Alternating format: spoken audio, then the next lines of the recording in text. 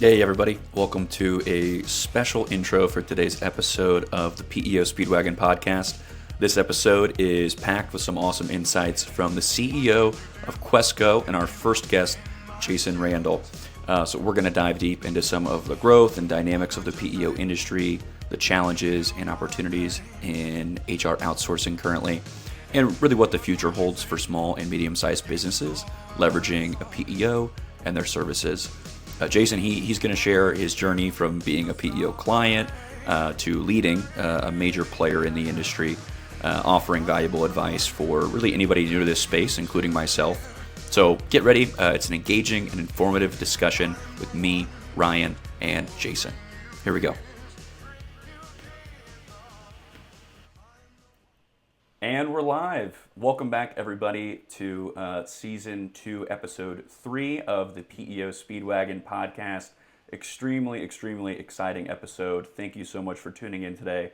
A familiar face, of course, me, Rick Johnson here, the VP of Strategic Growth with PEOMG, and Ryan Shapiro, our president, but also our first guest on the show, Jason Randall, the CEO of Questco. Jason, thank you so much for joining us.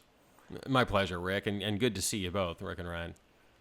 It's awesome to have you, Jason. It's great to see not only a familiar face, but a different face in the Zoom other than Rick's.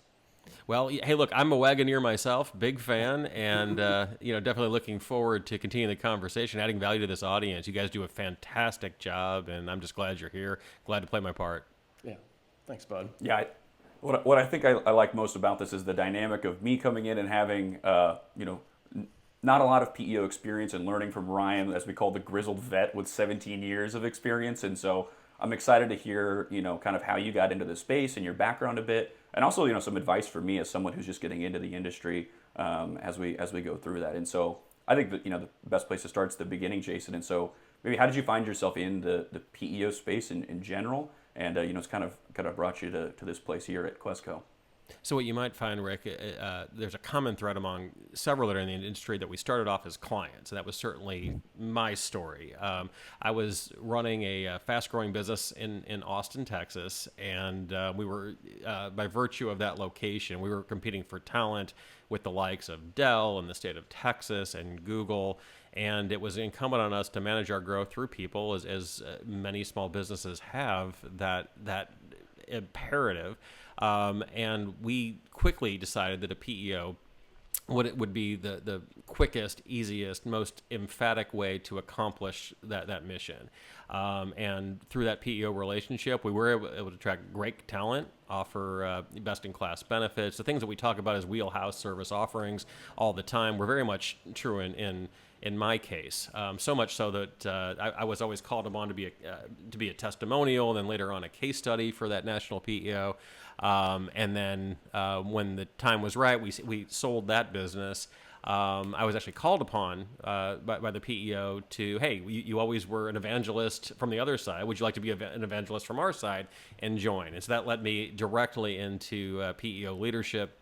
And then in terms of my current role, I was actually, somebody called and asked, and it's an amazing call to get to assume a CEO position. Could go off on a tangent on that a little bit, but the heart and soul of it was joining Questco as CEO was a phenomenal opportunity to put some leadership practices into action, some theory into practice, and to really do things in an interesting and differentiated way. It's just one of these things that come along, once or never in a career. So I was all too happy to jump on it, and it's been an amazing ride since 2018.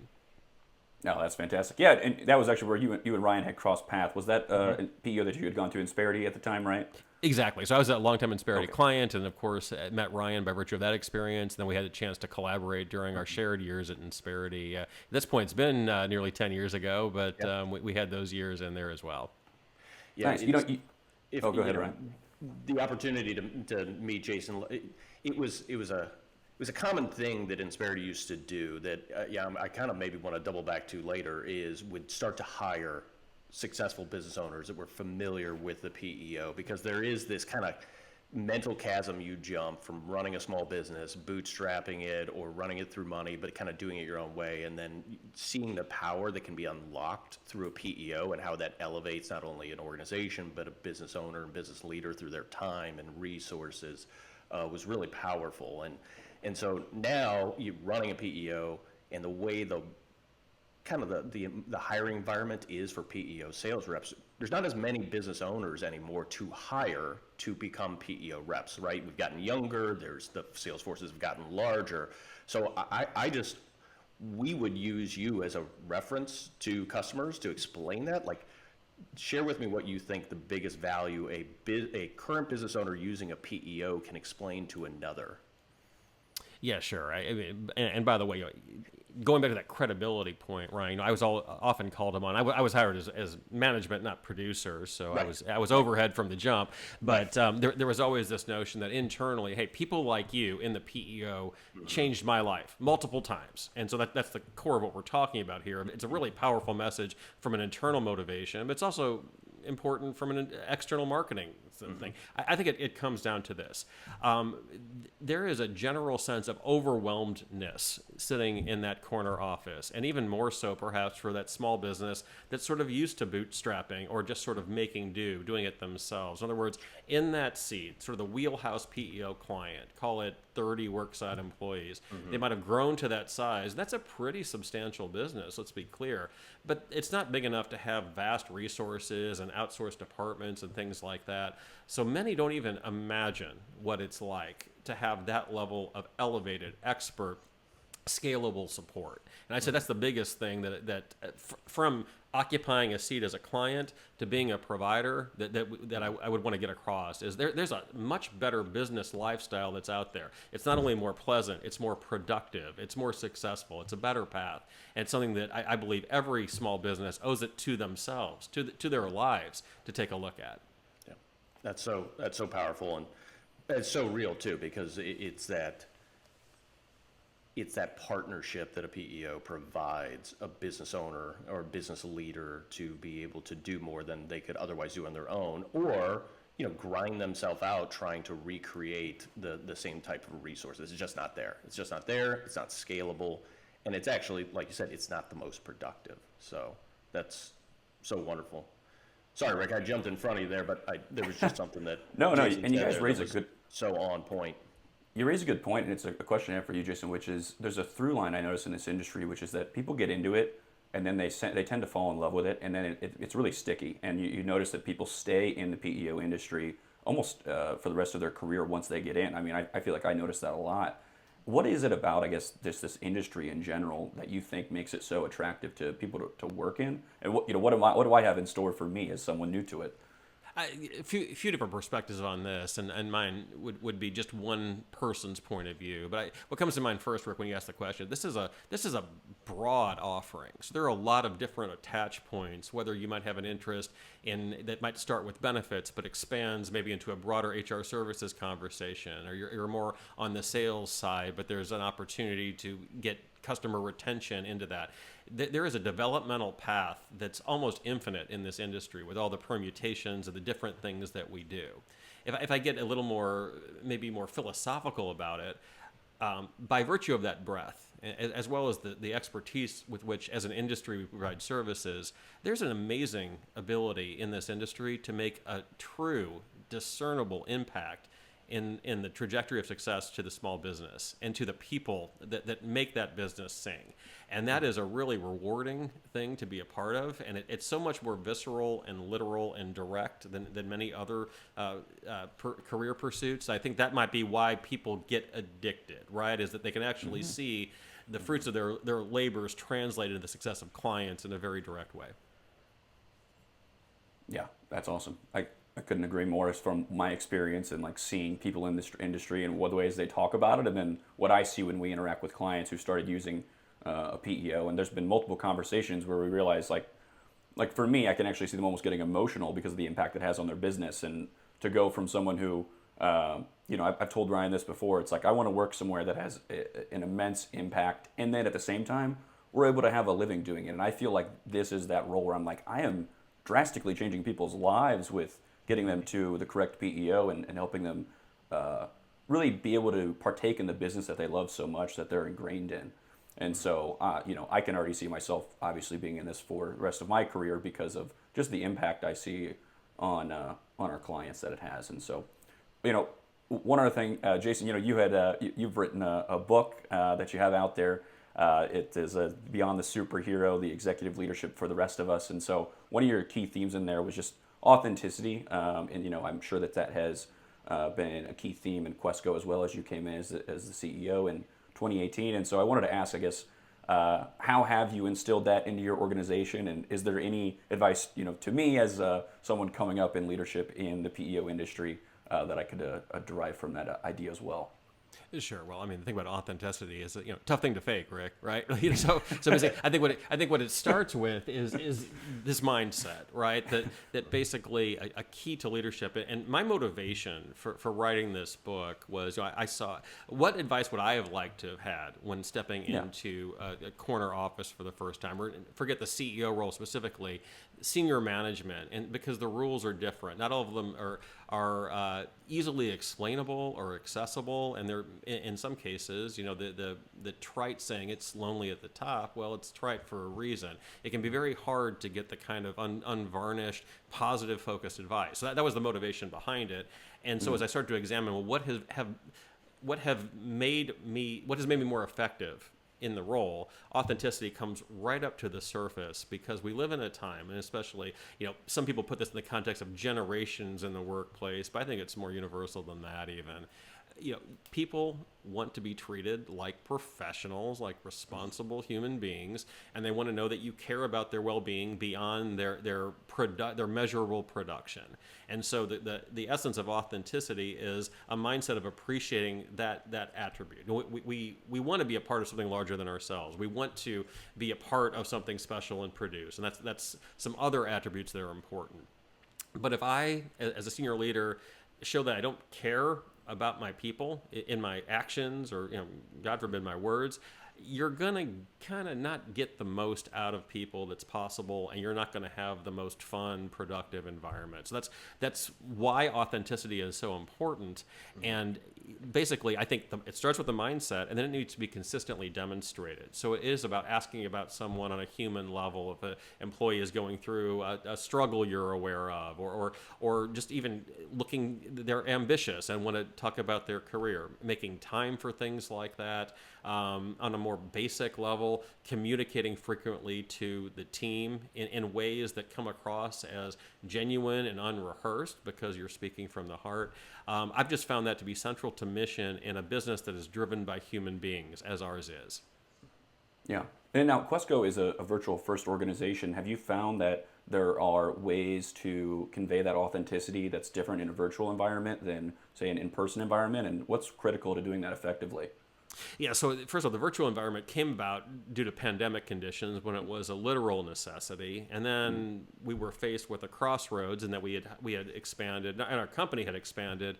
Just for context, we were, call it 15,000 worksite employees or so when I joined in 2018. Now we're north of 35,000, and so there's been a lot of growth in the organization. Part of it by acquisition, part of it through organic growth. But you're getting a lot of teammates, and so teammates were in a few states in 2018. Well, all of a sudden they're in 32 states. So that is not something to undo and to force. There isn't even a concept of forcing people into an office. Even if I thought it was the right thing to do, it wouldn't be a physically possible thing to do.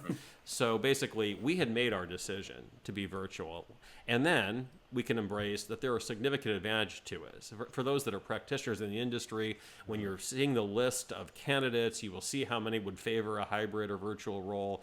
We know how great the talent is, and to not be geographically bound by talent has been a true differentiator and a catalyst to our growth. So that said, it's tough to manage. You hear this example that never really rings true to me about, well, you don't have the water cooler conversation. For those that didn't grow up in the 70s, I'm not sure the last time you actually saw a physical water cooler, but I think the point that's being imparted there is that every interaction has to be intentional when you're virtual. You don't have the serendipity. And honestly, for some roles, that's great. For people that don't like to be interrupted a lot, this can be a paradise of a work environment. but the interaction has to be intentional. Therefore, it has to be thoughtful and often premeditated. So what do you do about that, right? So first of all, you have the features technologically to enable that to happen, and that's, in our case, Teams or a Slack channel, whatever provider there is, to enable spontaneous interaction for those that value it. It's also critical to be intentional with communication and to be frequent. You know from producing a podcast, for example, the frequency really matters. There's a grind set to it, and likewise with the virtual environment, we need to be communicating frequently on a cadence. So we do weekly videos that look a lot like this, where it's again back to the authenticity. It's not meant to be heavily edited and produced, and every word thought out to an inch of its life, but rather unvarnished, authentic communication delivered with a frequency people can expect, and then be available for the one-on-one conversations. Those are some real tent poles to it. We will also, of course, look for the physical gathering. But where I counsel the team is we don't go virtual just to emphasize disproportionately a handful of physical interactions per year. Being virtual first means that you emphasize the daily interaction and make sure that those are impactful and special and necessary. And so probably a lot of word salad there, but the point I'm trying to convey is be intentional, be consistent, and you're off to the races. Yeah, that's so powerful, because what I observed most in this environment, after I left the world of PEO and I went to work for an organization that I spent 4 years with and took through acquisition, we immediately migrated into a virtual environment out of force due to COVID, and that was never the plan. And what I saw amongst our executive team and then the leaders that worked with our sales forces and other teams was there was this propensity to not follow through. It's the easiest thing in the world to skip a one-on-one in Zoom. It's the easiest thing in the world to just migrate an important conversation to Slack. And so how are you authentic in the way you lead? Do you lead the way, if you would have led face-to-face for this kind of conversation in pre-COVID, you probably should lead face-to-face, at least in a Zoom, post-COVID or during the remote state. And that was always one of the tenets of my leadership is, being wildly predictable, that following through, that consistency. They knew that if Ryan was always going to do this or was always going to react this way, people are going to be more empowered to do what they think is right because they can anticipate that response. And then that comes down to a one-on-one or how you build a culture that person's always going to be there to support you and help you grow. So I think that the intentionality you've put into that we're not just going to lean on a couple events a couple times a year to feed culture, but rather just have it augment the already effective culture you guys have in a virtual environment is really important, because PEO is complex, especially for everybody in the organization doing all the different things they do. And so not having access to that person sitting next to the cube to them to answer the questions that are real time, to making a deal happen, to making sure an HR, best practice, our business partner is supported to resolve an issue for a client is so key. And so the fact that you've built this culture of collaboration through a remote environment is really awesome. Yeah, and it comes down to some little practices too, as you mentioned, Ryan. Our cameras are always on, right? For example, there's a dedicated workspace within. If you're based in a home, there needs to be a dedicated workspace that's free from interruption. These things that individually sound kind of basic, collectively they support a cultural imperative, and that's what we're trying to accomplish. Yeah, Ryan, you mentioned wildly predictable, which kind of sounds like the growth of Questco since Jason's entered into it, because that's phenomenal growth that you guys have experienced there. He's not the best in the biz at hosting for no reason. It's a good segue. Yeah, right. But I wanted to ask, I'm commonly referred to as the numbers guy or the trend guy here at PEOMG and PEO Speedwagon, and so I guess talk to me a little bit about how that growth has been accomplished at Questco and trends in the industry that maybe you're seeing or piggybacking off of to continue to grow. Well, so to speak to just industry background first, I think we live in very exciting times for our industry. I think that the receptivity to and familiarity with the PEO model has never been higher. And if not the PEO specifically by the language, the concept of outsourced HR, this is something to take a look at more broadly, I think is gaining acceptance at an exponential rate. Our industry has been sitting at, depending on how you're keeping score, single digit to at most, mid-teens penetration for a long time. I do see signs of that accelerating, and so that wind in our sails is good for everyone.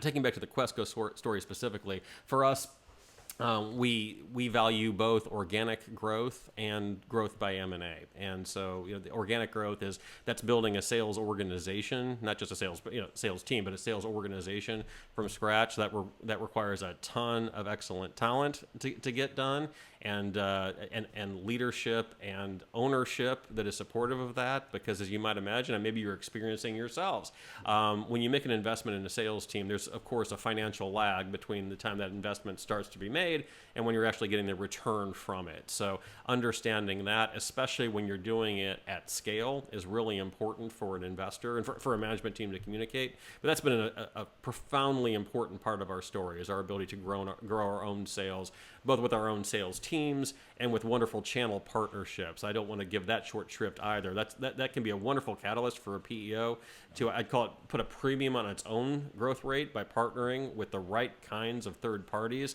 that represent the professionalism of the PEO. That's why I'm just proud to be associated with PEOMG, because you all have it figured out about how to elevate the conversation to a higher business need.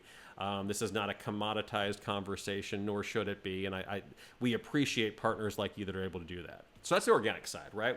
We build our own. We have channel partnerships that help us reach an organic growth target. And Rick, music to your ears. We're very what'd you call it?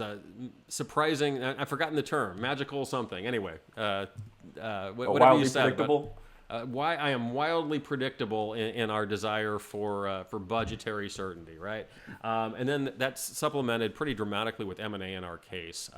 We have an interesting industry dynamic right now. There are several hundred, maybe it's 4, maybe it's 600, depending on which scorekeeper you're using. But we have hundreds of, I don't mean this derisively, but subscale PEOs that are of a decent size. They do a wonderful job in a local market, maybe a super regional even market.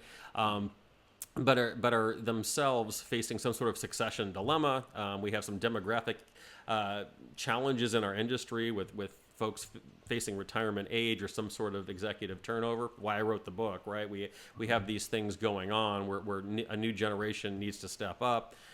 Likewise, the amount of investment it takes to scale a PEO is increasing by virtue of technological expectations, client expectations, the need for things that come with scale, like master medical plans or workers' comp plans. So all these factors are catalysts for a lot of M&A activity in a really healthy way, because we have a phenomenal number of operators that do just a great job in serving their local market or subset of markets. And as such, when they're looking for a home, that is something that's really important to us, is to find people that are like-minded, that would like to be part of a larger story, and we just invite them to join us. And that's been, of course, key to our success. We look forward to accelerating that M&A pace going forward as well.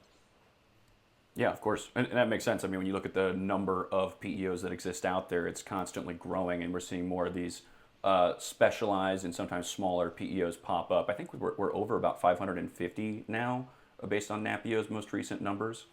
So that's really exciting. What is it, I guess, you specifically look for? You came out of Texas with Questco initially, correct, as an organization, and then branched out through M&A. What are some of the things that these smaller organizations can be doing correctly that you notice as, hints they're moving in the right direction, and you might partner with them in the future? It's very important that we understand their story, and specifically how might we be able to take what's there and grow it into something larger.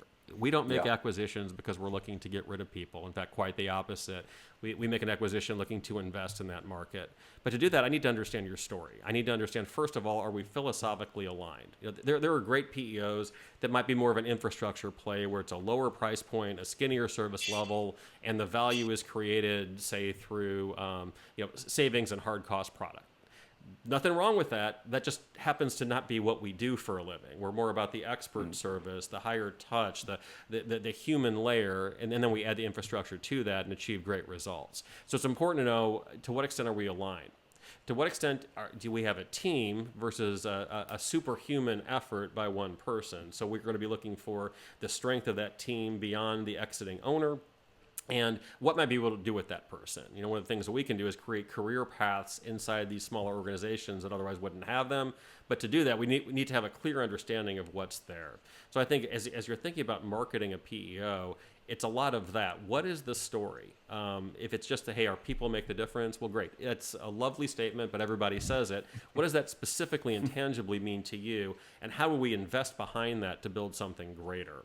And that said, we see wonderful customer sat scores. So I think when we go ahead and do them on behalf of the business, I think something proactive a smaller PEO can do is start getting the customer sat scores done years ahead of time. So it's not just done for your sales process, but you have years of a track record that shows something consistent, because that's something that's hard to recreate forensically. So we do like to see that track record of caring about customer sat, because so many of these smaller PEOs, these PEOs that might be looking for acquisitions or to be acquired, they have wonderful retention rates, but we want to know what drives that and where the improvement levers or the embracing levers already are. So those are a few good things. I would say things that are harder to change but still of interest to us. Are you in a fundamentally attractive geography, either because there's a moat around it or because it's a fast-growing area that serves our industry well? So there are a few different things that I think pop to the top. But I think what you're hearing most from me is make sure your story is clear. This is a different acquisitions climate than it might have been 10 years ago, and certainly beyond that. There are a lot of high-quality acquirers. There's a lot of smart money in the business, a lot of sophistication to it. And so it serves you only well to really understand, to polish that business case for why your business is so special, because it probably is. It's just a matter of drawing that out and understanding that. Because if you leave us as acquirers to infer that, we may get to a different place. Interesting. I love that so much too, because one, it starts with alignment, right? At the end of the day, your M&A strategy aligns with your human capital strategy. And most often and I've been a part of it, when it's not managed effectively, the whole thing falls apart, right? Whether that is two collective organizations merging, or that's you acquiring another PEO or doing some sort of M&A work. If you're misaligned there, it's built on a faulty foundation and will eventually reveal itself. And it's also because that's so much of what we focus on is alignment to the one PEO that can take your business the furthest, the fastest, give you the resources you need. And if you are focusing on the wrong things, headline or kind of wheelhouse type items like healthcare, savings, everything else, like, okay, those are there, but at the end of the day, we don't really culturally align with how this relationship works or the way the service is delivered, then it's not going to last very long. And it's going to be the worst part of what happens to the PEO is that PEOs at large get a bad name because they didn't get aligned with the right PEO the first time. And so I love hearing how that's a part of your M&A strategy, how you look at organizations first, because that is the thing that will make it work long term. I think you're keying in on the essential point around alignment, which is what do you want? What are you looking to accomplish as a seller of a PEO? There are acquirers that explicitly are all about stripping cost from the model, meaning taking resources that might be more local and sending them elsewhere, or generally making cost reduction a part of it. Well, if you are as a seller or someone that has cared about building up a name in the community, cares about the future state of that team being intact going forward, then you should just know that. And it's fine if that's not something that's of value, but just understand that and be crisp about it, because right. The acquirers come in, it's a very high energy, very demanding process, and the better you are in touch with your own desires and goals of a transaction, the more likely those are to get met. And alignment is the key concept that we see. That's why we actually really insist on someone that survives the transaction, that's local and familiar with the clientele, because we just find that to be a key success factor. That's great. And hey, you mentioned that your guys are in employees in 30 states or over 30 states now. Is that right, Jason? Yeah, our corporate employees. We have worksite employees in every state.